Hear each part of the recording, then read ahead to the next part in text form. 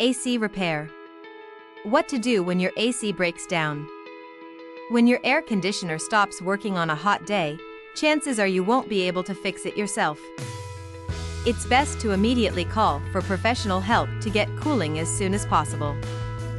If you want to prevent emergency AC repairs, you need regular maintenance.